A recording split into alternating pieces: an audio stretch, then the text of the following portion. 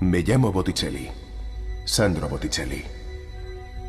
Vengo de Florencia, ciudad de artistas y genios. He inmortalizado la belleza, el nacimiento de Venus. Nadie osó antes hacer nada igual. Durante siglos, numerosos imitadores han intentado seguir mis pasos.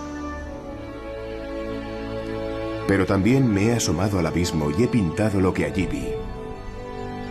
El mapa del infierno. El infierno por el que todos pasamos. El infierno de Botticelli.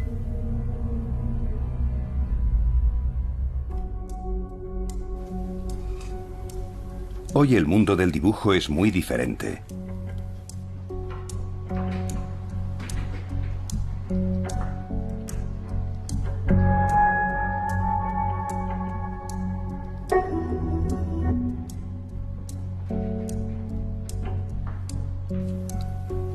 Las técnicas modernas han cambiado de forma radical la manera de trabajar de los artistas.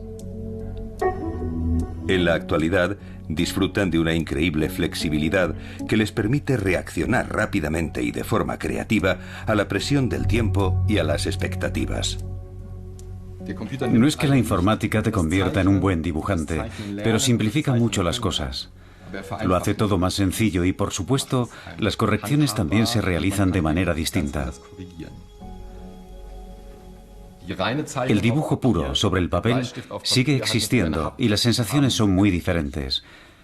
Pero en el contexto profesional se usan otras herramientas. Hay que concretar el color, los detalles, coordinarse con otros departamentos e intercambiar información. Si lo hiciera en papel, me pasaría la vida rehaciendo mi trabajo.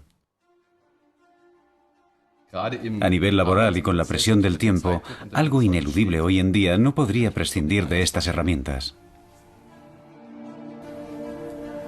Un artista actual que trabaja con un ordenador también podría ser un Botticelli. Se pueden ejecutar las mismas visiones y las mismas ideas con técnicas similares. Se puede incluso simular el efecto de la pluma, de una pincelada o del pergamino.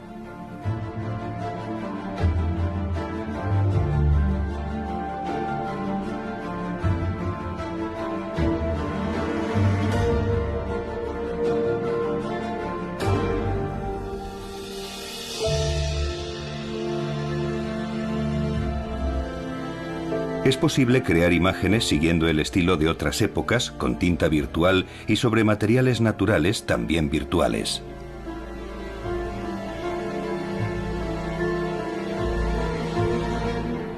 Ideas, enfoques, consideraciones, hoy se pueden cambiar de una forma fácil y rápida.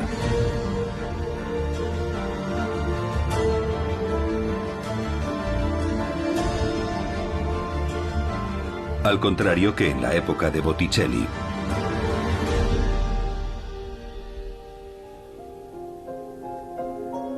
Botticelli solía utilizar un estilete para marcar sobre el pergamino las posiciones iniciales, los contornos y sus ideas.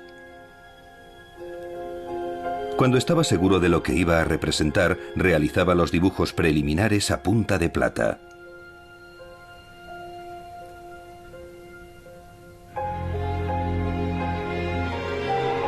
Después echaba mano de su gran habilidad y experiencia para terminar el dibujo con tinta.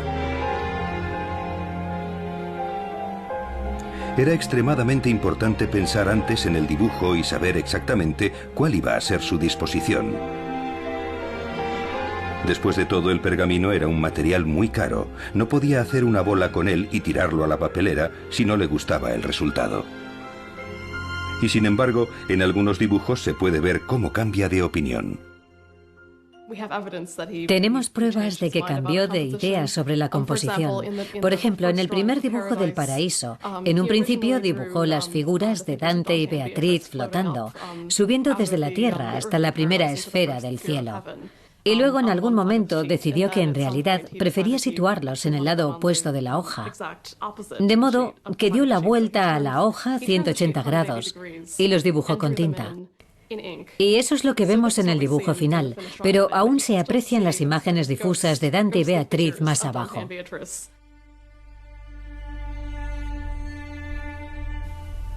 No todas eran decisiones creativas. En diferentes momentos, su obra revela los problemas a los que se enfrentaba el gran artista. Sabemos que en varias ocasiones Botticelli trabajó bajo presión. Le metían prisa, hizo algunas correcciones, borró cosas. En algunos dibujos se nota cierta rapidez en la ejecución, y eso probablemente se deba a las presiones de su cliente. Avanzaba muy despacio. De hecho, Botticelli dedicó muchos años de su vida a esta obra. Se cree que los dibujos datan de un periodo bastante extenso, comprendido entre 1480 y 1495. Algunos expertos consideran que la mayoría de los dibujos los hizo en la década de 1490. Sin embargo, otros opinan que el periodo de trabajo fue más amplio y lo prolongan hasta la muerte de Botticelli en el año 1510. Tenemos pruebas de que Botticelli trabajó en algunos dibujos durante mucho tiempo. En algunos se ve que usó 2 o 3 tintas diferentes, lo que sugiere que realizó parte del dibujo, se marchó, pensó en él y luego volvió para realizar otra parte. Algunos artistas dedican mucho tiempo a sus obras.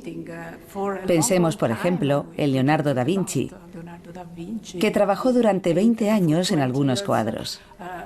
A veces esto se debía a que el pintor recibió un encargo importante que le obligaba a dejar pendiente algún otro trabajo, al que regresaba tiempo después, cuando había terminado con ese pedido importante. Pero contamos con 2 datos muy importantes. El primero es que el trabajo de la Divina Comedia duró mucho tiempo. Y el segundo es que esto le causó muchos problemas a Botticelli. Sufro y disfruto al mismo tiempo. Estoy satisfecho con la obra. Es buena. Pero me lleva mucho tiempo. Tiempo que no tengo. Tiempo que Lorenzo no me da. Entiendo que quiera tenerlo ya, tal y como hablamos. Pero así no puedo. Será diferente. Ay, Dios. Esto es un infierno.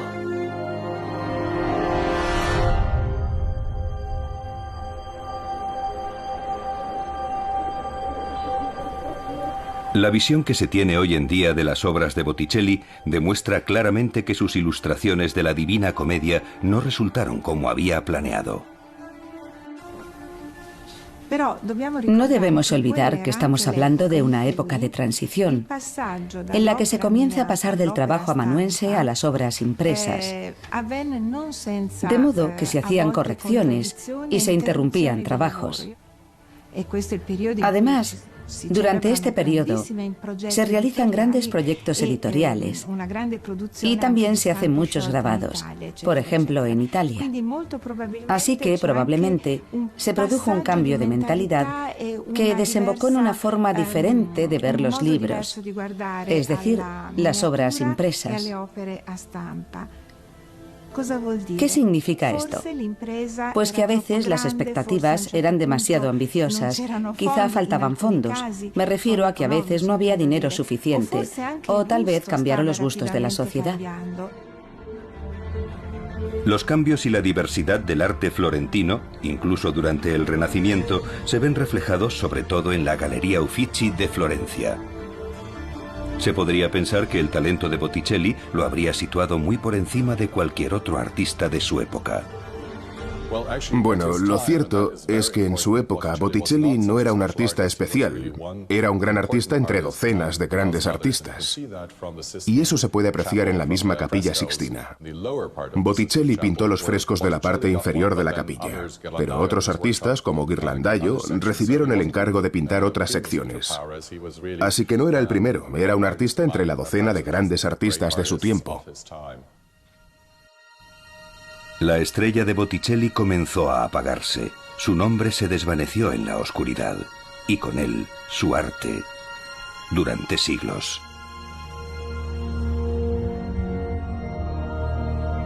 Entonces, la corriente, transformada en triste y mísero arroyo, llega a la playa gris de un pantano llamado Estigia. Me quedé allí observando con inquietud.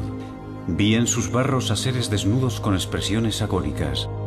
Se golpeaban con las manos, pero también con las cabezas, los pechos y los pies.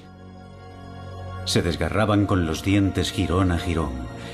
Mi buen maestro dijo: hijo mío, estas son las almas de los coléricos.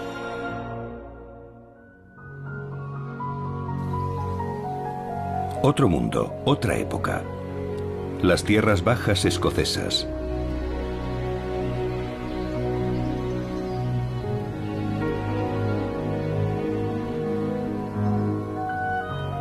Resulta casi inverosímil que tras permanecer en el olvido durante siglos, la mayor parte de los dibujos de Botticelli para la Divina Comedia reaparecieran aquí. Desgraciadamente, el lugar donde aparecieron ya no existe. Pero la fantástica historia de su redescubrimiento sigue siendo visible en la sede ducal de la familia Hamilton. Los Hamilton se mudaron aquí en 1947 y trajeron bienes que habían estado en el Palacio Hamilton y en algunas de sus casas de Escocia e Inglaterra. Lenox Lodge es la sede del Ducado de Hamilton. Cabría pensar que se trata de un castillo grande y hermoso. El antiguo bastión de los Hamilton era un palacio, solo que mucho, mucho más grande. Ahora no queda nada y solo podemos verlo en fotografías. ¿Por qué? Bueno, la razón principal es económica. La familia no tenía dinero para mantener el palacio, ni siquiera en la época del 12º duque. Al duque le gustaban los barcos y los caballos de carreras. El dinero desaparecía a gran velocidad. Así que en 1919 tuvo lugar la última de las grandes subastas y al año siguiente comenzó la demolición del palacio.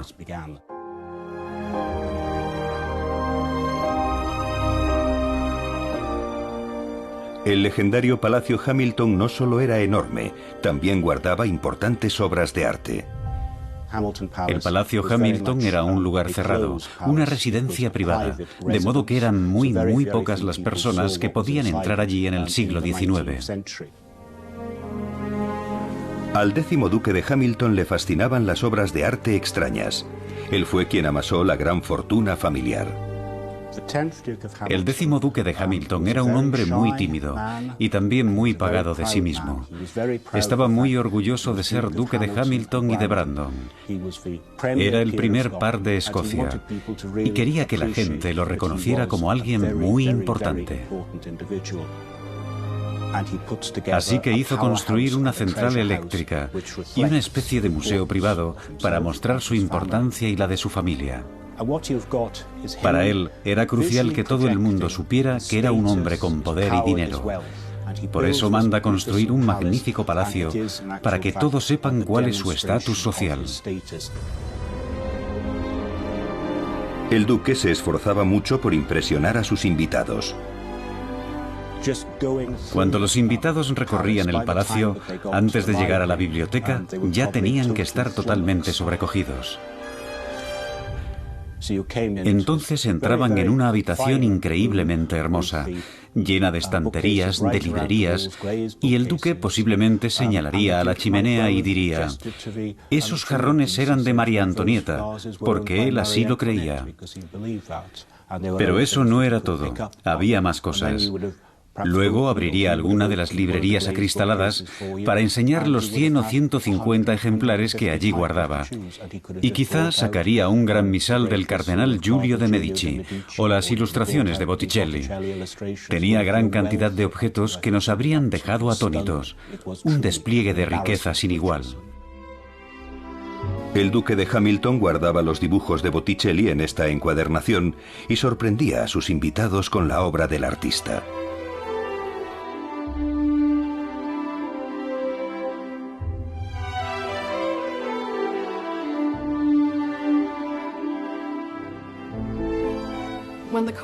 Muchas personas vieron el códice en su biblioteca cuando pasó a formar parte de su colección. Aquello fue una gran revelación. Botticelli y su arte habían perdido el favor de los entendidos hacía mucho tiempo. Así que él redescubrió su obra a través de esos maravillosos dibujos. Siglos después, por fin se podían ver los dibujos de Botticelli en Escocia. ¿De dónde procedían? ¿Cómo llegaron hasta allí? El duque adquirió los dibujos de Botticelli porque estuvo viajando por Italia desde 1791 a 1802. Allí compró muchos manuscritos, muchos. Cuando regresó a Gran Bretaña, conoció al principal librero de Londres, James Edwards, que se convertiría en su mentor y proveedor. Edwards estaba en París en abril de 1803 y reúne 5 importantes manuscritos medievales que ofrece al 10º duque de Hamilton. El duque compra los manuscritos y cuando Edwards regresa le escribe y le dice que en París ha descubierto un manuscrito en el taller de Molini. Claudio Molini es la primera persona que registra los dibujos de Botticelli. La encuadernación y una nota manuscrita suya son 2 pruebas cruciales que nos pueden ayudar a descubrir dónde estuvieron todos esos años. Algunos dicen que estuvieron en Francia a finales del siglo XVIII, alrededor de la década de 1780 y principios de la de 1790. Las fechas se pueden deducir por la documentación, los manuscritos y las monedas. Pero, por ejemplo, la encuadernación es nueva. Reemplaza otra cubierta anterior. Pero lo cierto es que no sabemos con seguridad qué pasó con los dibujos, ni dónde estuvieron todos esos años. Creemos que permanecieron en Francia por un tiempo. Pero no hay forma de saber con seguridad cuál fue su paradero. No sabemos nada de ellos hasta que aparecen de nuevo de la mano de Molini, que da fe de la obra y la registra. Además cuenta y ordena los dibujos de Botticelli. Numera todos los dibujos. ¿Se guardaron en Francia antes de acabar en Escocia? Bueno, creo que Molini, que procedía de una familia de libreros de Florencia, trae las ilustraciones de Botticelli desde Italia. En aquella época, Gran Bretaña y Francia ya no están en guerra, y hay muchos ingleses y otros europeos que viajan a París con la intención de adquirir gangas. Así que lo más lógico es pensar que fue Molini quien sacó los manuscritos de Italia. Pero hay alguna sospecha de que llegaron a la corte francesa procedentes de Italia mucho antes. La historia del códice aquí también presenta varias áreas en sombra. Probablemente de Florencia tomó muy pronto el camino de Francia. ¿Por qué? Quizá porque los dibujos fueron donados por Lorenzo di Pierfrancesco de Medici, es decir, el primo de Lorenzo el Magnífico, al rey de Francia, o alguien de su séquito, para congraciarse con la nueva estrella en ascenso de la escena política italiana.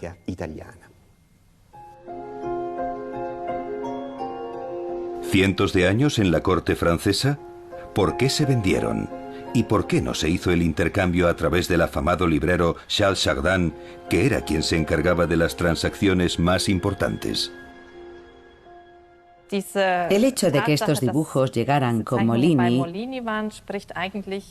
contradice la teoría de que se encontrasen en la corte francesa. ¿Quién fue el primero que reconoció el valor artístico de los dibujos de Botticelli? Sigue siendo un misterio. A finales del siglo XVIII, muy pocos estaban interesados en su trabajo, como revela un detalle fascinante de la encuadernación. Como veis, aquí se puede leer la comedia de Dante Alighieri con dibujos originales realizados por Sandro Bottirelli. Un error de ortografía. En vez de Bottirelli, debería poner Botticelli. Está claro que en el momento en que se hizo esta portada, Sandro Botticelli no estaba considerado como el artista estrella del Renacimiento florentino, como pensamos hoy en día. 350 años después de su muerte, la obra de Botticelli de nuevo sale a la luz. El 12º duque vende su colección porque necesita liquidez. Se siente avergonzado. A mediados del siglo XIX, solo con oír el nombre de Botticelli, la gente prestaba atención. El periódico The Times publicó una breve nota en enero de 1882 diciendo que el duque de Hamilton vendía su colección de manuscritos en una subasta presumiblemente en otoño, y que aquella colección de manuscritos contenía piezas especialmente exquisitas, entre ellas un volumen de dibujos, posiblemente realizados por Sandro Botticelli, sobre la Divina Comedia. El director de la Berliner Kupferstichkabinett, Friedrich Lippmann, inmediatamente se puso manos a la obra y quiso asegurarse de que esos dibujos acabaran en Berlín. Contactó con los agentes del duque y dijo que estaba muy interesado en comprarlos. El duque fue muy inteligente y le respondió: vale, si lo quiere, es todo o nada. Y el director accedió, porque era una oportunidad única que jamás se volvería a presentar. Así que se afanó en reunir el dinero.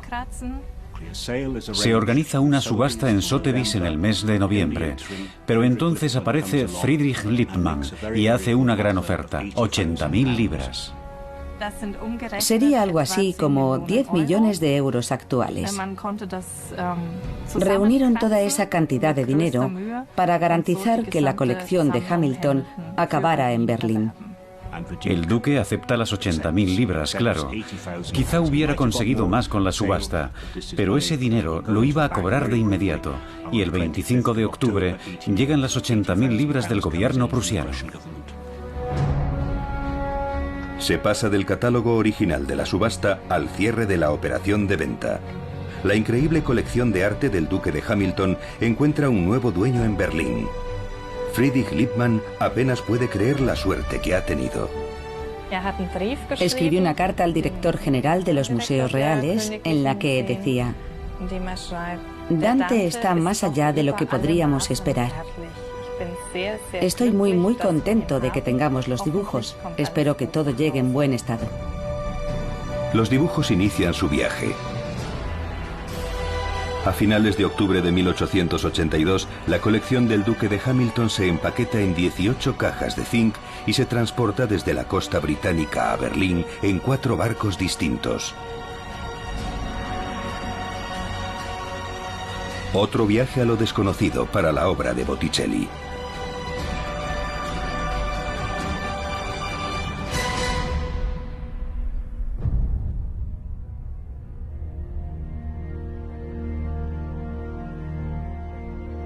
Todo lo que vi a mi alrededor era una gran llanura cubierta de dolor y terrible agonía. La tierra estaba llena de tumbas de todas las formas y tamaños. Pero eso no era lo peor. De las tumbas salían llamas y un calor tal que habría derretido el yunque de un herrero. Las tapas se levantaban y de su interior surgían terribles gritos de dolor como aullidos de tortura.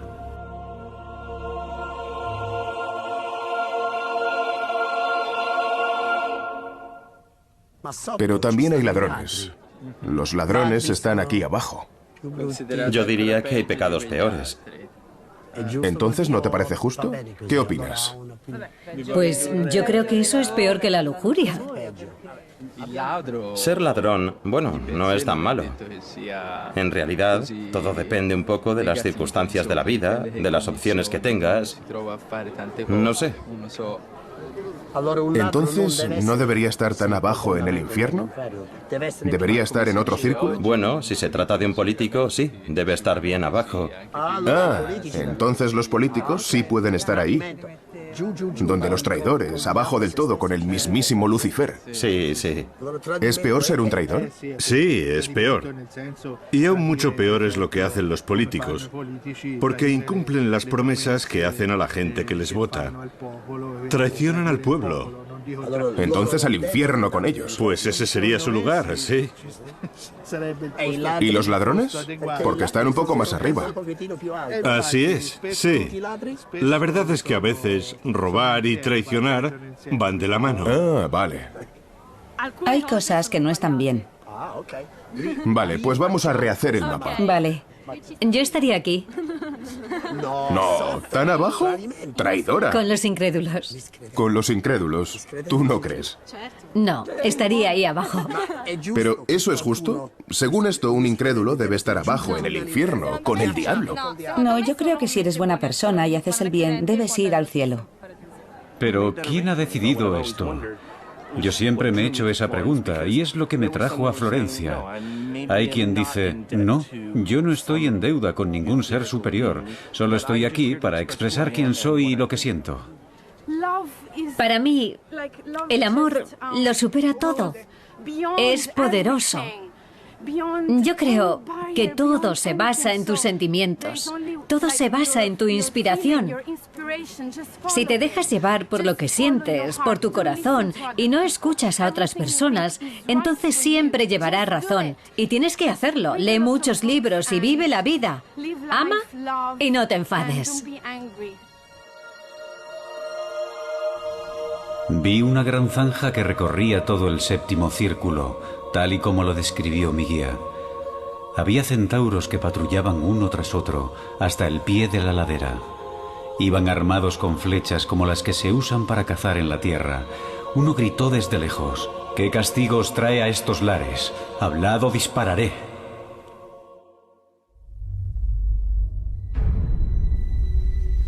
Solo 85 dibujos llegaron a Berlín. 7 quedaron separados de la sección principal. Curiosamente, 3 de ellos estaban pintados a color, incluyendo el Mapa del Infierno, una obra realmente atractiva en aquella época. Bueno, la reina de Suecia recibió o adquirió de alguna manera algunos dibujos. Y resulta bastante interesante que ella, que era protestante, se quedara con el mapa del infierno. Es como si aquello fuera una advertencia. Debido a su carácter religioso, los 7 dibujos finalmente acabaron en el Vaticano. Pero fue justamente aquí donde su significado permaneció más tiempo oculto. En 1887, es decir, después de que la colección inglesa viajara a Berlín, un historiador de arte austríaco llamado Joseph Strigowski se dio cuenta de que esos 7 dibujos, que simplemente se consideraban ilustraciones de la Divina Comedia, formaban parte del ciclo de Botticelli sobre la Divina Comedia, cuyo cuerpo principal estaba en Berlín. Y desde ese momento, la suerte de los dibujos es extraordinaria, ya que descubrimos que son de Botticelli y que se extrajeron del códice original.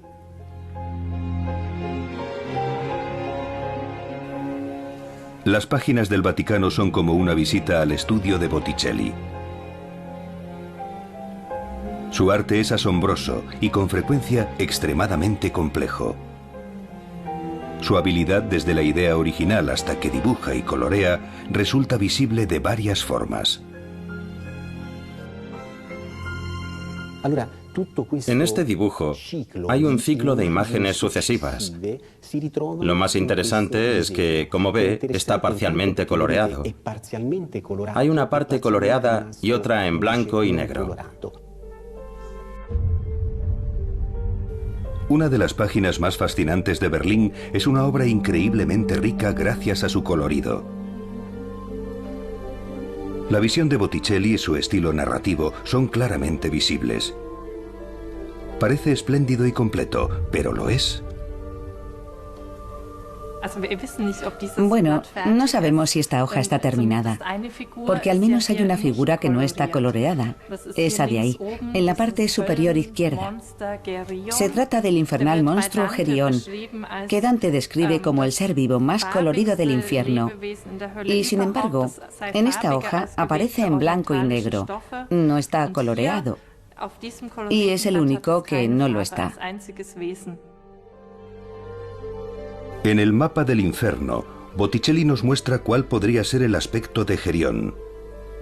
Pero parece una representación un tanto pobre.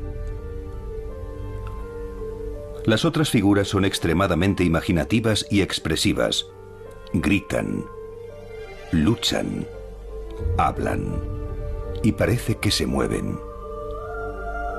Botticelli hace que las figuras de Dante cobren vida gracias a la luz, las sombras y el color. Pero por supuesto, estaba la dificultad del dibujo. ¿Cómo podía hacer que Gerión fuera aún más colorido si cabe? Según parece, no encontró ninguna solución. Por eso el monstruo no tiene color alguno. Es posible que le llevara tanto tiempo que al final no pudiera terminarlo. Me refiero a colorearlo. Pero también puede ser que decidiera dejarlo sin colorear. Quizá pensara que así los dibujos también quedaban bien. De modo que decidió que el ciclo terminara con dibujos en blanco y negro. Hay una gran variedad de dibujos. Algunos están perfectamente definidos y coloreados. Otros simplemente son bocetos. Esto nos hace pensar que el trabajo no está terminado. Es una obra inconclusa. Solo podía ver a la bestia. Se mecía y avanzaba lentamente en círculos. Flotaba corriente abajo, pero todo lo que percibía era el viento azotándome el rostro. Me estremecí asustado. ¿Hacia dónde íbamos? Vi llamas y escuché lamentos. Temblando, me agarré a la bestia con más fuerza aún. En cuanto nos dejó en el suelo, desapareció como una flecha disparada por un arco.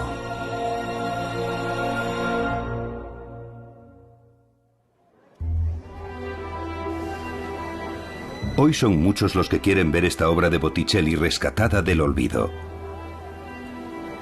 ¿Cómo es posible que asombre a los visitantes más de 500 años después? Forma parte del Star System de la historia del arte. Casi se podría comparar con los actores más famosos de hoy en día. Ahora Botticelli es una superestrella de la pintura. La gran imaginación de Botticelli es cautivadora, como también lo es su forma de recrear la belleza y la feminidad. Venus. Este es un cuadro muy importante. Muestra el ideal de belleza de las proporciones humanas, además de ejemplificar la belleza femenina. Su pelo dorado y la piel pálida de Venus es muy diferente de los gustos actuales. Y sin embargo, cautiva a quien la ve. Da igual que sea alguien del siglo XIX, del XX o incluso del XXI. Poder de atracción. Hay algo en esta imagen que atrapa a quien la contempla.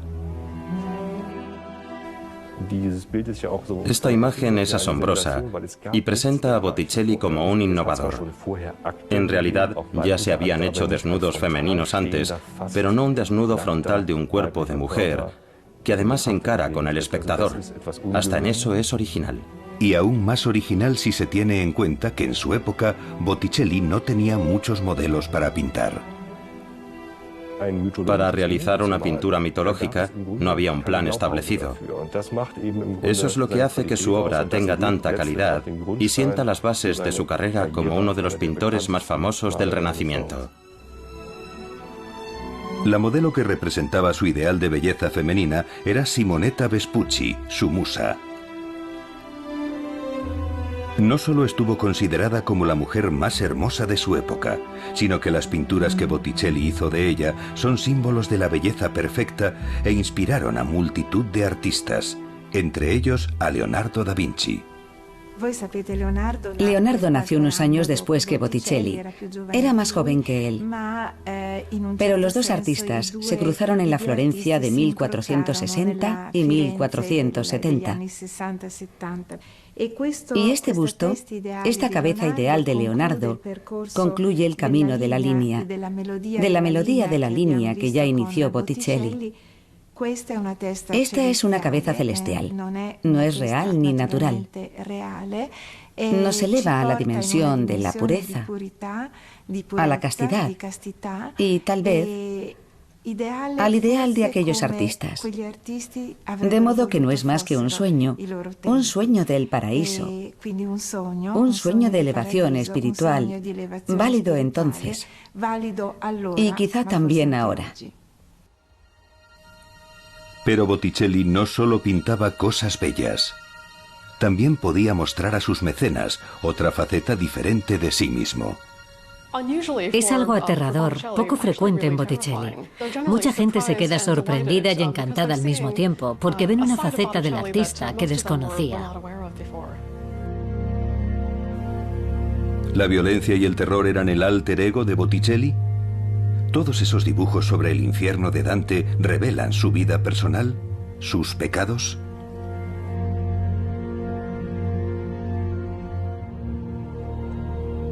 Qué sorprendido quedé al descubrir los 3 rostros de su cabeza. De sus 6 ojos se derramaban lágrimas, que goteaban como una sangrienta baba desde sus 3 barbillas. Cada boca desmembraba a un pecador, como un triturador de lino, torturando a los 3 al mismo tiempo.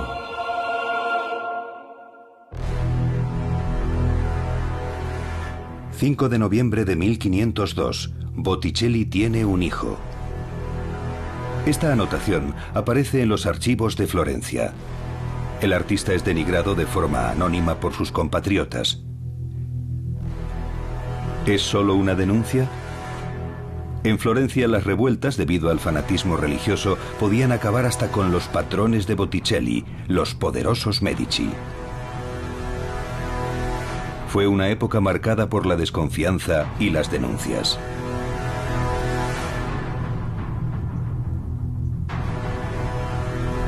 Pero no era la primera vez que aparecía en los registros. También le denunciaron por falta de decoro. ¿Fue por mera envidia y resentimiento? ¿O aquello era un reflejo de la desesperación de Botticelli hacia el final de sus días, como se podría deducir? En el siglo XVI se dijo que había muerto en la miseria, pero sabemos que eso no es cierto, porque hacia el final de su carrera compró una casa solariega, una propiedad para pasar sus últimos años. Y si un artista puede comprarse una casita en el campo, está claro que tan pobre no es. Eso lo contó Vasari y demuestra que incluso en el siglo XVI no se sabía qué había sido del artista. Sandro Botticelli. Algo debió de ocurrirle hacia el final de su vida. Solo 2 veces firmó sus obras. Y ahora oculta un mensaje en el dibujo del paraíso. Un ángel, situado entre otras figuras celestiales, sostiene una hoja escrita a mano con el nombre de Botticelli. ¿Era una petición de misericordia, de perdón, o quería incluir en su último dibujo un mensaje oculto? También existe la posibilidad de que hubiera algo más y que haya desaparecido. Sandro Botticelli pide perdón en un dibujo de hace casi 500 años. Oculto, apenas visible. ¿Habrá más mensajes? La increíble lupa del escáner digital quizá nos permita encontrar novedades. Ahora la obra está accesible a cualquier persona en todo el mundo. Con los pergaminos de Botticelli, al igual que con otros manuscritos artísticos o culturales de especial importancia, hemos intentado, siempre en la medida de lo posible, que fueran accesibles para aquellas personas que visitan nuestra página web. Nos dimos cuenta de que no hay nada que haga más feliz a un estudioso que encontrar un manuscrito en Internet. Al estar online es muy cómodo y además es un servicio gratuito, así que no tiene coste alguno. Para mí es algo muy hermoso y muy significativo, porque así nos damos cuenta de la cantidad de tesoros que tenemos, y eso es muy importante. Gracias a Digita Vaticana, ahora todo el mundo puede ver y estudiar el mapa del infierno online. Quizá alguien más descubra algún otro mensaje oculto en la obra de Botticelli, alguien que comprenda el infierno personal del artista mejor que cualquier experto.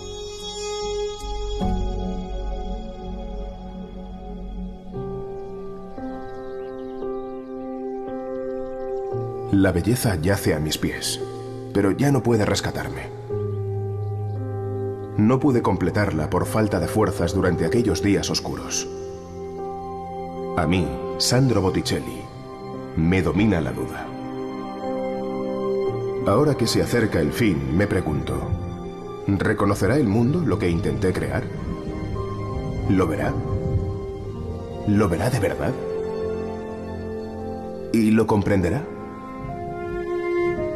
Ah, Simonetta.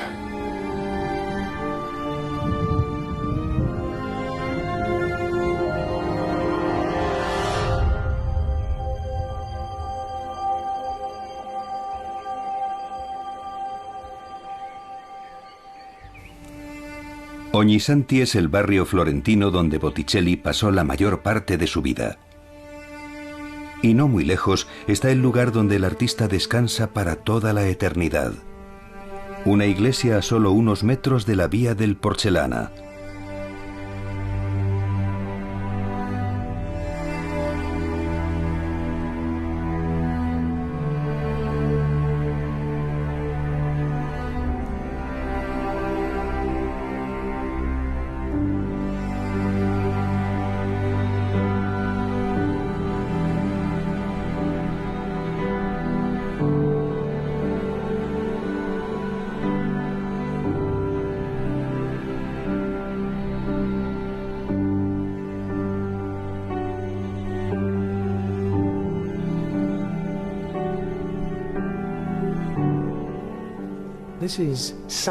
Esta es la tumba de Sandro Filippepi. Sandro Filippepi, el verdadero nombre de Botticelli, hijo de Mariano Filippepi. Nació en 1445 y murió en 1510. A los 65 años. Quiso que su tumba fuera muy sencilla. Sabemos que sufrió algunos cambios en el siglo XIX, pero es sencilla, sobria y austera.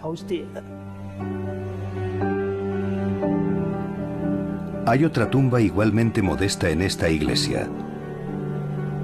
Es la de Simonetta Vespucci. En un muro, bajo una pila de mármol, un pequeño busto representa a la bella Simonetta, fuente de alegría e inspiración para el artista, a pesar de su prematura muerte. Pero incluso sin Simonetta, Sandro Botticelli jamás estará solo y, desde luego, nunca caerá en el olvido. Solo hay que ver la gran cantidad de notas dedicadas al artista, de los visitantes que vienen a rendir tributo a uno de los pintores más admirados de Florencia.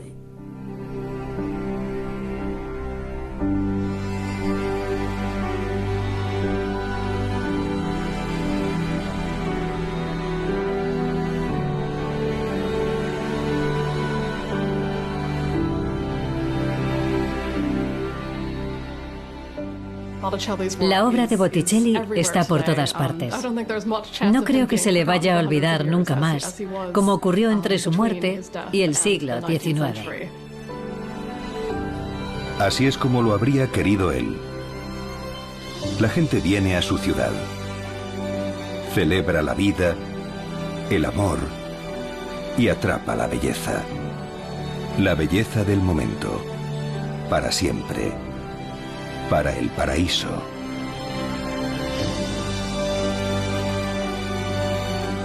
Botticelli, de la ciudad de los artistas y los genios, nos dio su arte e inmortalizó la belleza. ¿Qué le preguntaríamos si nos lo encontráramos hoy? Yo le haría muchas preguntas, y seguro que no solo yo.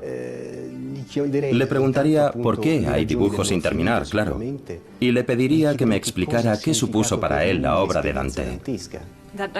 Hay miles de cuestiones que quedan por resolver. ¿Por qué no continuó su obra? ¿Por qué no coloreó esto? ¿Por qué dejó ciertas figuras sin colorear? Todo esto nos hace pensar en nuestros pecados. Pecados por obra o por omisión. ¿En qué parte del infierno de Dante acabaríamos? Le pediría que cenara conmigo y durante la cena le haría unas 30 preguntas, no solo una. En primer lugar, sería una experiencia extraordinaria. Eso para empezar. Y luego le preguntaría cuál fue su enfoque a la hora de representar la obra de Dante Alighieri. ¿Qué se planteó antes de comenzar a trabajar? ¿Qué le inspiró? ¿Qué intentó transmitir? ¿Y qué supuso para él leer a Dante? Yo le diría que quizá prefiera ir al infierno. Mejor reinar en el infierno que servir en el cielo.